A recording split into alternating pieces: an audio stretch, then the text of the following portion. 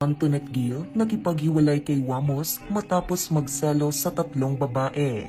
Isang nakakagulat na revelasyon ang ibinahagi ng magkasintahang Wamos Cruz at Antoinette Gill kaugnay sa pinagdaanang pagsubok ng kanilang relasyon. Sa talk show ni Wamos Cruz na talk show ni Don Wamos ay naging guest nito ang kanyang fiancé na si Antoinette Gill. Dito ay nai-open nga ng dalawa sa publiko na sa kabila ng kanilang masasayang ngiti na ipinapakita sa kamera at kwelang content ay may mabigat palang pagsubok na kinaharap ang kanilang relasyon.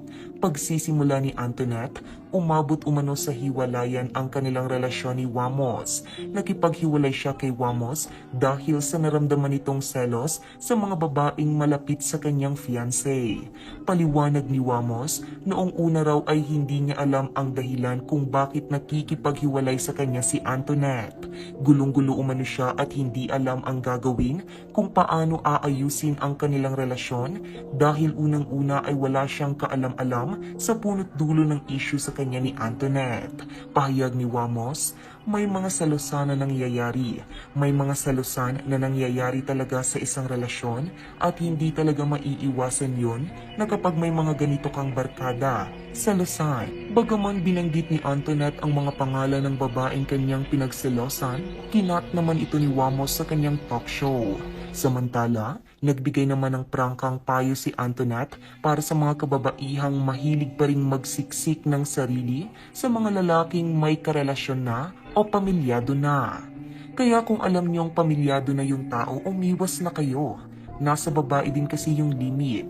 Kung may asawa na, dapat layo-layo naman. Ano ka, dikya? Dikit ng dikit?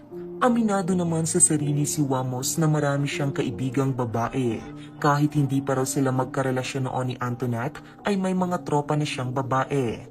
Sinigurado naman ni Wamos kay Antoinette sa kanyang talk show na sa kabila ng kanyang pagiging palakaibigan ay wala siyang interes na tumingin pa sa ibang babae. Dahil unang-una raw sa lahat ay siya na raw ang pinakamaswerteng lalaki nang dumating sa buhay niya si Antoinette. Samantala, narito naman ang komento ng mga netizens. Wamos, madaming magkakagusto sa'yo kasi madami pa din ng babae na tulad ng asawa mo na mas importante ang ugali ng isang tao.